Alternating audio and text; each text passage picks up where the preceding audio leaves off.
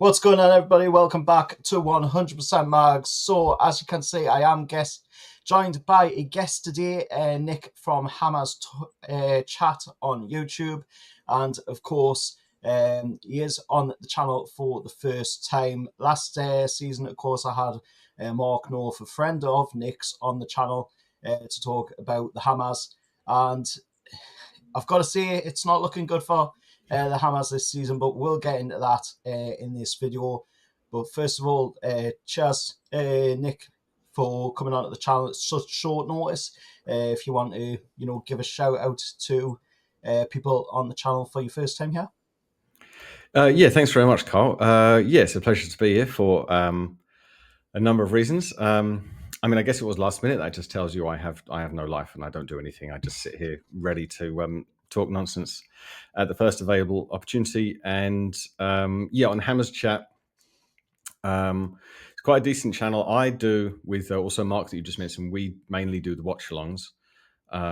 So yeah, we'll be doing obviously the live watch-along on Monday, and also good to be here for two reasons. One is that I can just vent about just the level of shitness of a season that we're having, and I'm also happy to join just a Newcastle channel because your club is one of the very, very, very few clubs I've got nothing against, and I like. I definitely there's a lot to admire about your club.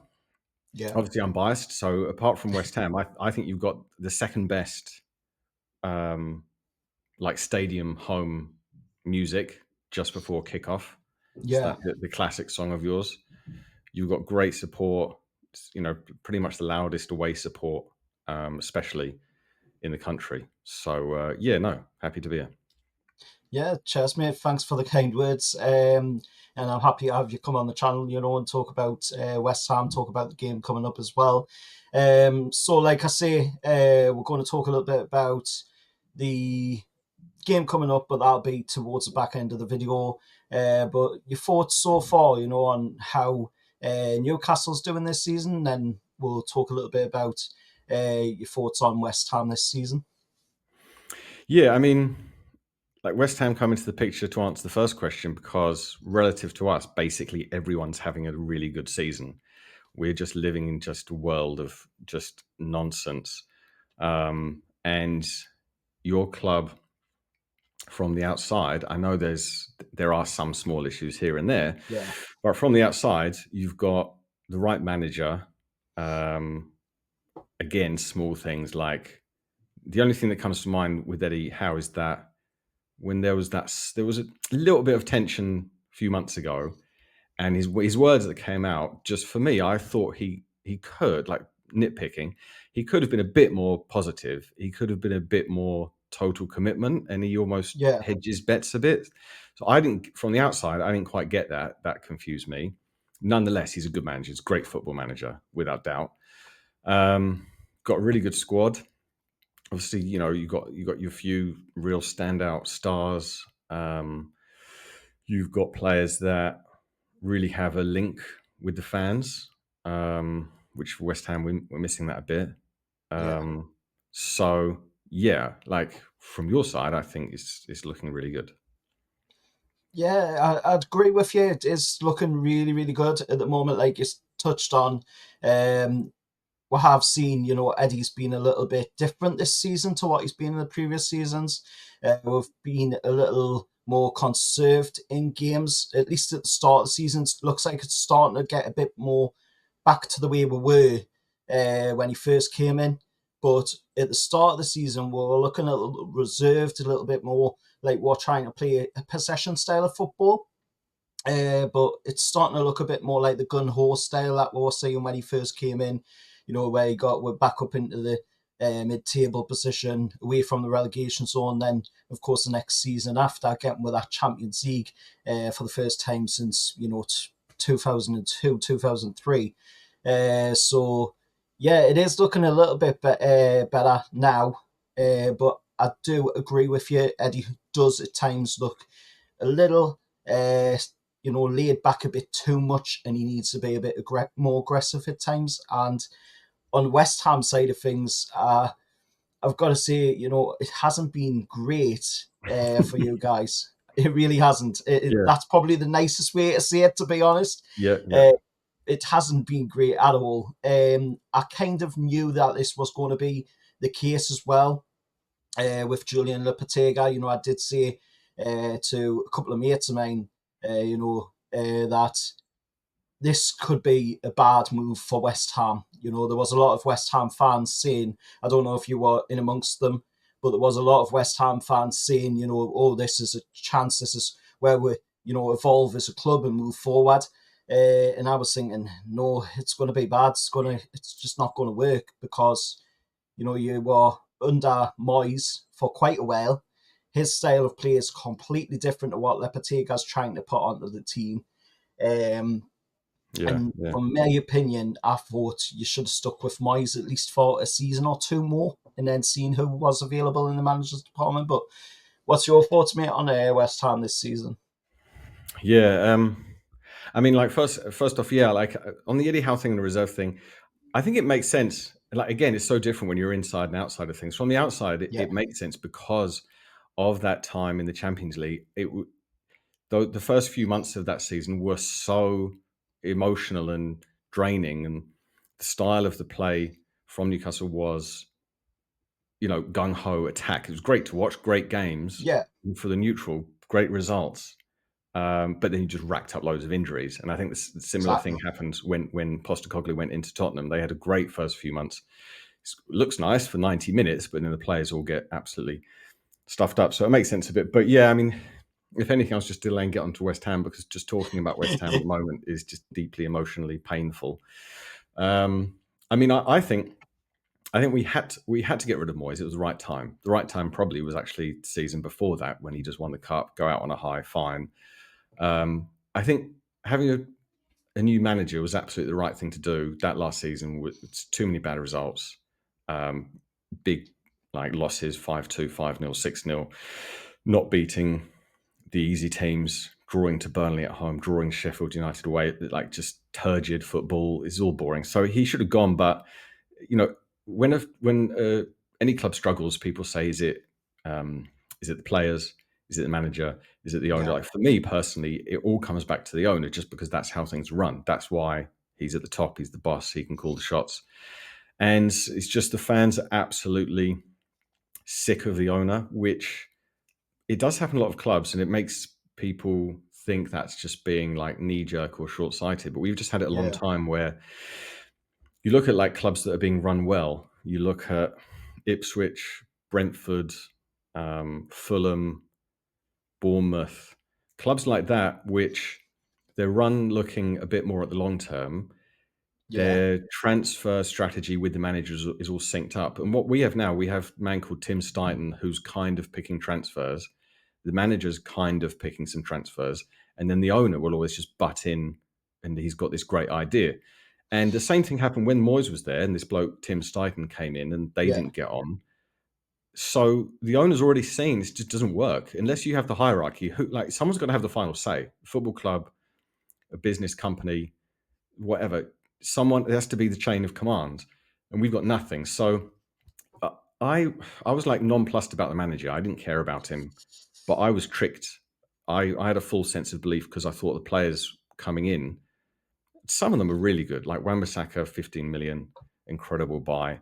Somerville, Championship Player of the Year, good value, incredible buy. And then there's just a couple of also rans that aren't fit for the Premier League. yeah, And then we've also got players that we've just got less players. Like when I talk about your players, and that's like this big connection. Obviously, Gordon, yeah, um, Bruno, um, Joe Linton. You just see quite a few players through the squad having a connection with the fans. Looking to the fans, engaging with the fans. We don't really have much of that at the yeah. moment. You, We've got you we've don't got like have any cult heroes or not like any really. fan Yeah, we've got favorites. Bowen's one in the making. Yeah, But apart from that, we've got like Paqueta, fantastic ability, goes missing, and then there's his whole like betting situation. yeah, So yeah, next two games, it's really got that bad that we're in the point where West Ham fans don't mind losing two if it just Yeah. puts us onto something different. And I think we will anyway. So Yeah, touching on like you said, the next two games for you guys. I've got them just here. Um, you of course go up against, as you can see, um, you've got Arsenal there. yeah, Um, you've got Leicester after that. Then West Ham, of course, taking on Wolves. Um, Bournemouth in there, Brighton, Southampton, Liverpool to see out December. yeah. It's not looking good, is it, when you look at them fixtures? Not if we keep the manager, because any opposing manager, like when I talk about like Eddie Howe being a brilliant football manager, Yeah, any opposing managers coming up against us and going, right, I know how they play. Fullbacks go up too wide. yeah, Midfield is slow. Um, and then they've got a couple of players like Paqueta and Alvarez who will basically just get sent off on purpose if the game's not going well. exactly. Next two games, Kudus is still out, suspended. Um, so there's no way, we get anything from Monday, and then obviously you come up against Arsenal 5 days later. So if we don't do well in those, if we get a new manager, we will get some kind of new manager bounce, because Kudus comes back. We've got the players good enough to get some results against Leicester, Southampton, maybe Bournemouth, Yeah. Wolves, Liverpool. We won't. Um, yeah, we're just terrible time. So touching on the manager, I mean, when do you think will be time?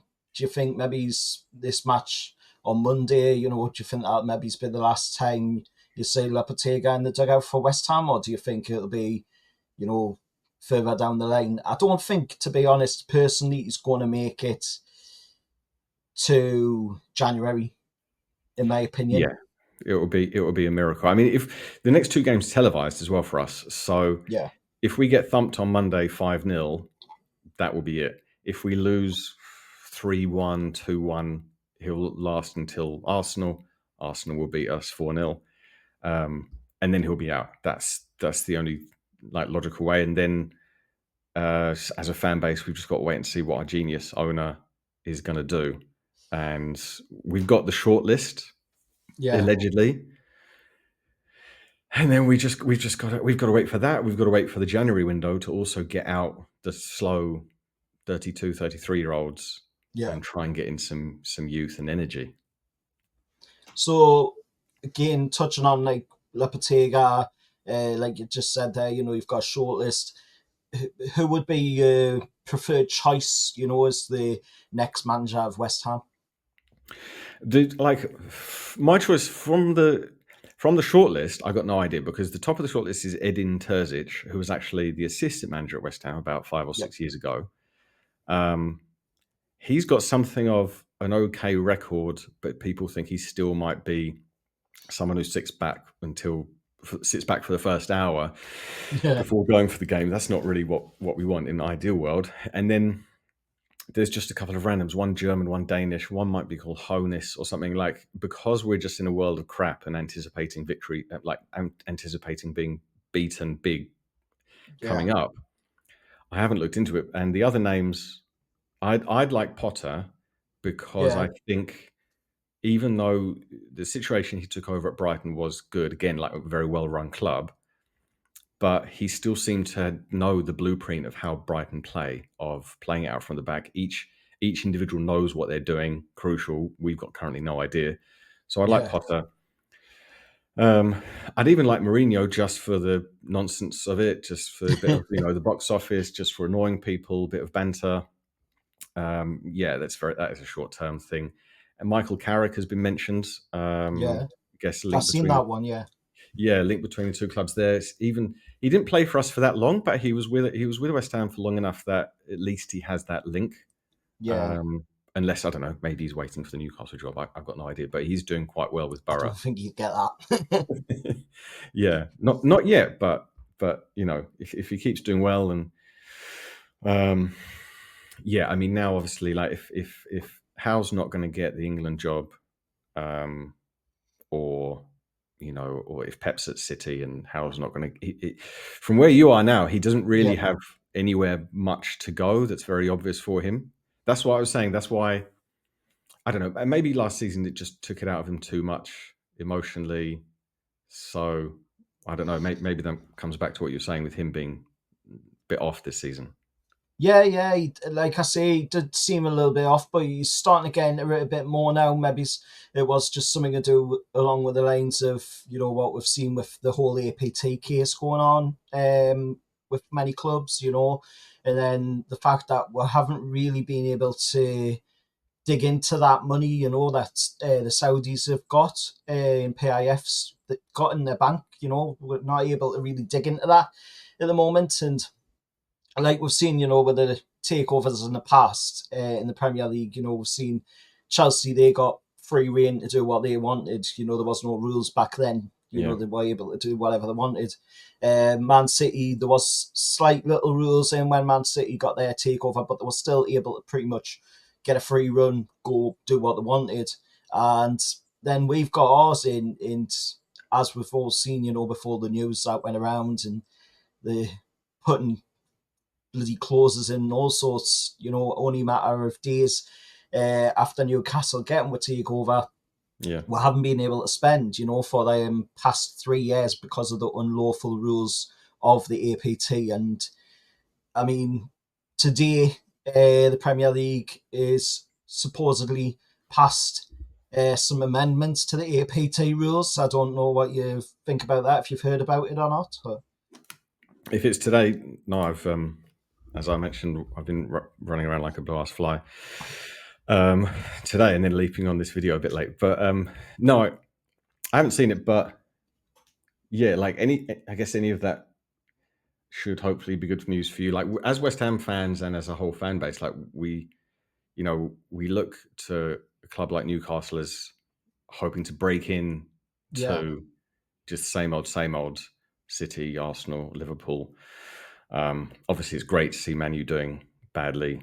I have no idea what the new manager's going to do because, partially because I've been avoiding that. Like Sky Sports is obviously just going absolutely mental now because they've got Yeah, I Man U understand. stuff to talk about. So it's non-stop. I've been avoiding that. But yeah, put it this way. I think you've got 3 points coming up on Monday.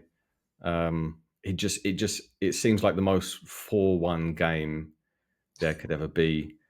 I think Isak will score first if he starts. I think Bowen will get ours at some point, and then it will get to 3-1, and everyone will just give up, and then you'll just get a glory goal as the fourth. I can see it all. Yeah, I agree with you. Looking at it, we'll get on to talking about the game now and like talk about a few of the stats and stuff like that. Obviously, the game's 8 o'clock, kick off on Monday. For everybody that's watching that doesn't know that, it's on Sky Sports as well. And last time out, when West Ham played at St James's Park, it was Newcastle coming away from the game. 4-3 winners, I believe it was. We won the game against us. The reverse down at yours was a 2-2 with that Kudus late minute goal against we. But I mean, I agree with you. I would go for a massive scoreline in this one. I think we do need to be doing that. Newcastle definitely need to be going in there and getting it because people will be expecting it. Non offense to you guys, but people will be expecting, a big high scoring game out of this, especially with the way West Ham's playing at the moment, where they're positioned in the league. And then you look at the stats going into it, you've got some milestones coming up for some players for Newcastle United, the likes of Fabian Shaw, who's one game away from 200 appearances for the club. So he'll want to have a good result to celebrate that achievement. Tino Livramento, who, of course, was just part of the England setup alongside Halsey and Flash.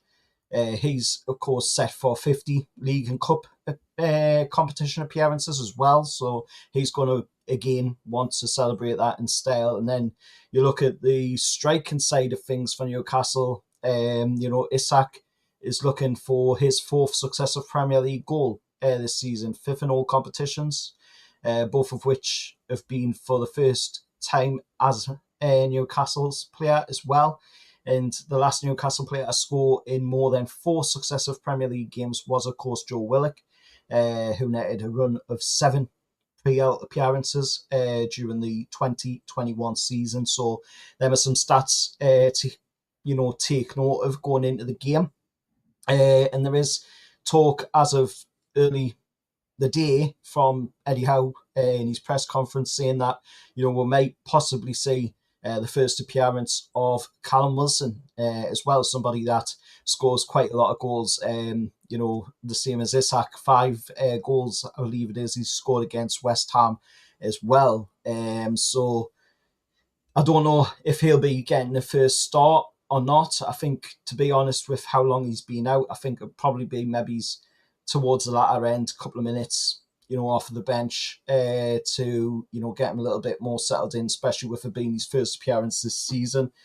But, I mean, what's your thoughts on that, Nick, mate? I mean, it's just a form of torture, really. I mean, the fact I'm not in tears now speaks volumes of my mental strength, because there's just no way that we get anything out of this game. It's just not. We're slow and predictable and demotivated, and one of our best players is suspended, and just the manager in all of our games, the manager starts off.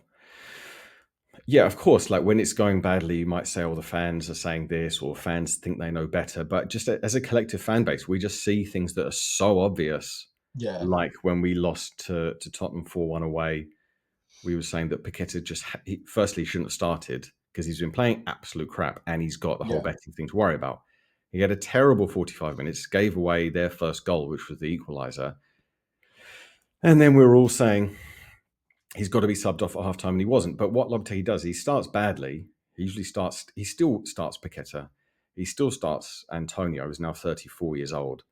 And then it all goes badly, and then he makes 3 halftime substitutions. Same thing every time. Callum Wilson always scores against us. And then, just the mentality between the two clubs at the moment are so different. Ours are, the players. If there are players who are committed, let's say Bowen or the likes of Emerson, the 2 centre backs are decent. Wan-Bissaka is a really good player, so the defence are there. But it's just, again, sometimes I think people have too high of an expectation of players. Yeah, it would be great yeah, if all the players, like, if each of the players individually had the mentality to lift themselves and to always fight and always give their best on the pitch, blah, blah, blah. It doesn't happen, which is why it's a manager and players. It's why that system exists. And if the manager's not clearly telling, this is what you do, this is what you do, and here are the different situations, like, keep it simple, just run through some simple situations. We don't even have that.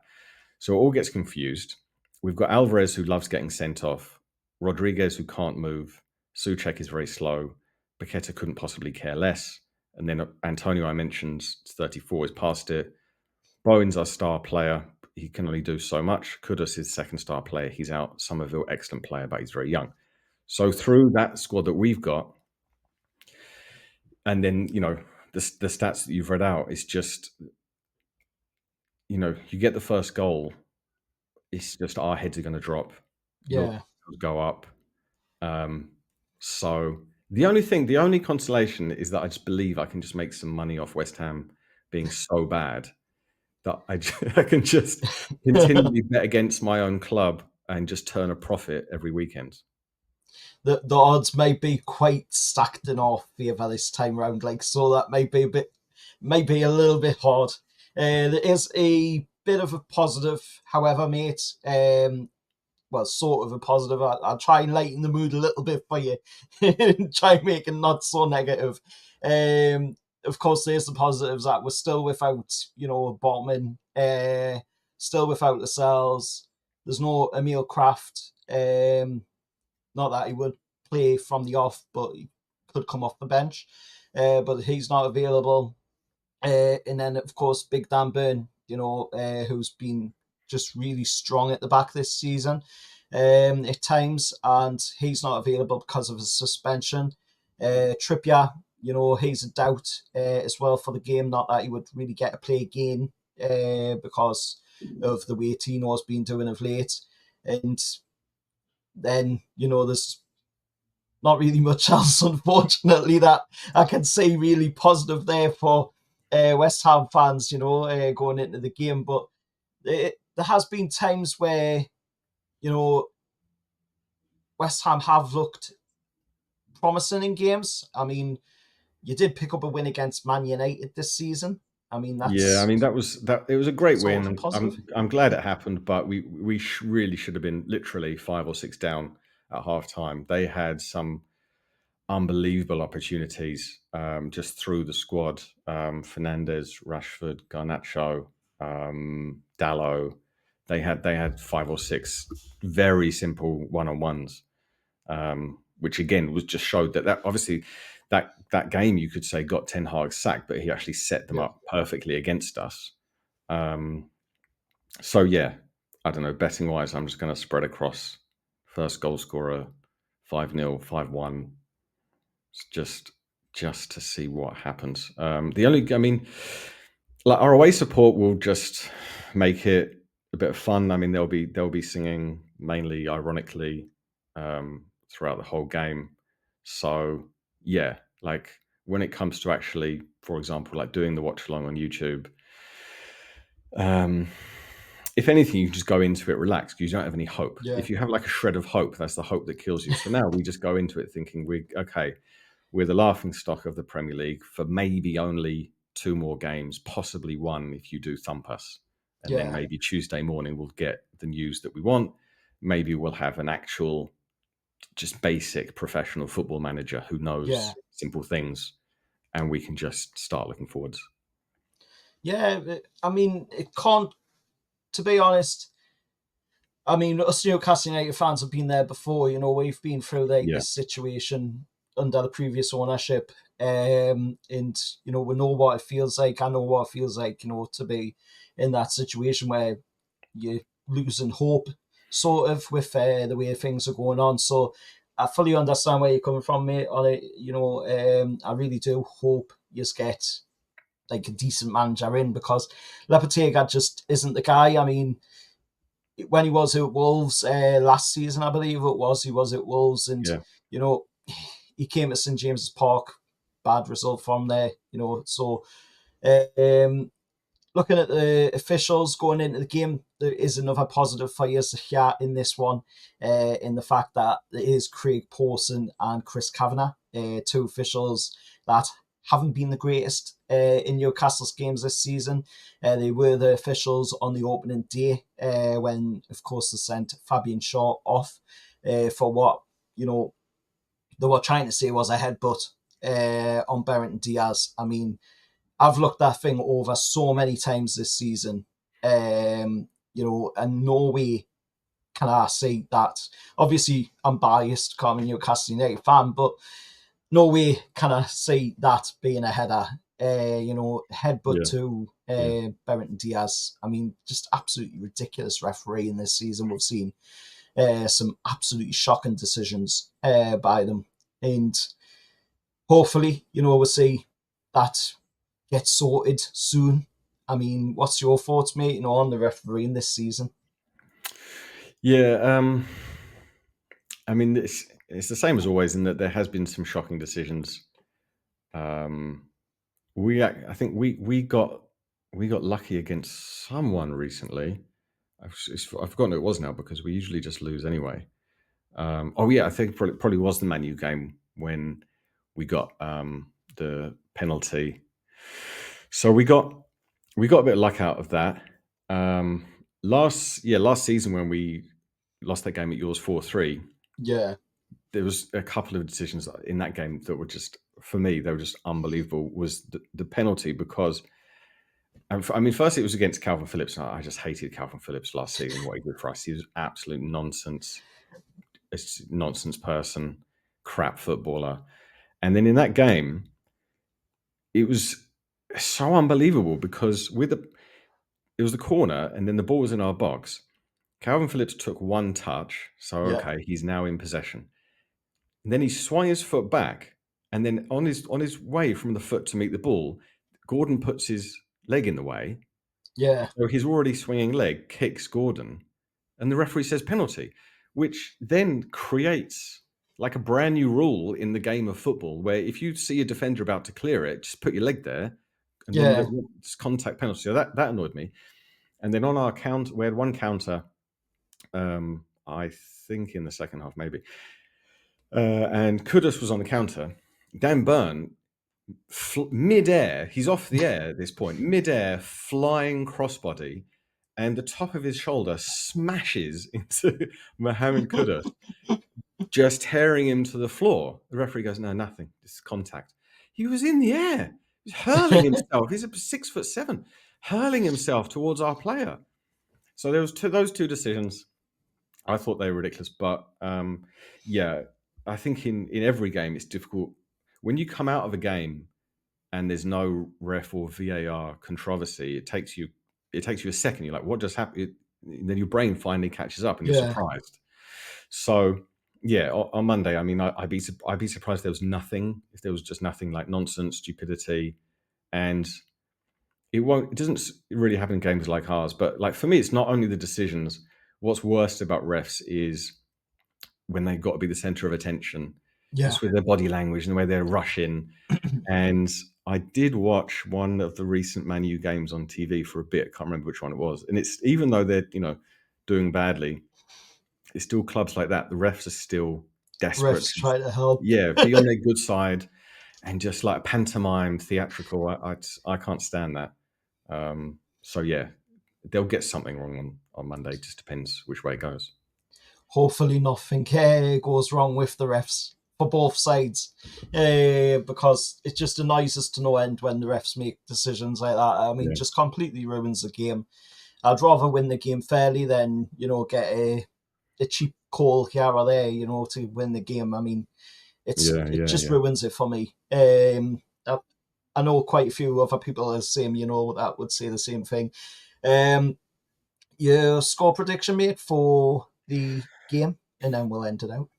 Yeah, I'll stick for one. It could be more than that, but I just think if I think if you've got your lead and you've got your cushion, and you know that we've got nothing left in the tank, then it makes sense for you to make subs and basically take it easy and just do the inevitable Callum Wilson substitution for him to get the final one. So yeah, I'll probably stick with 4-1.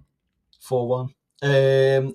I think you've been averaging about, from what I've seen, it says that you've been averaging about 2.5 goals a game, according to Jones's stats on Sky Sports. So going off of that, I would say 3-1 win for Newcastle. That's probably about fair considering the shipping of the goals. So yeah, I'll go 3-1. Yours was 4-1, mate. Yeah, that's right. So yeah, that's it, guys. So Nick, of course, thanks for coming on the channel, mate. It's been a pleasure talking to you. Thanks for coming on at such late notice as well. Especially around this time of year as well. It's always quite busy. I know people have a lot to do during this time of year, but thank you once again for coming on. Really has helped us out doing this preview ahead of the game on Monday. And like I said, 8 o'clock kickoff Monday, live on Sky Sports. Newcastle taking on West Ham at St James's Park, and hopefully Newcastle coming away with another win in the bag. Would you like to give a shout out, mate, to where people can find you? I mean, yeah, if you're ever really bored and there's not Newcastle game on and you want to watch West Ham, then Hammers Chat on YouTube. So yeah, look us up there. Thanks for having me, and yeah, I hope you boys have a really good season. Cheers, mate. Hope you do well, just not on Monday. See you all next time. How are the lads?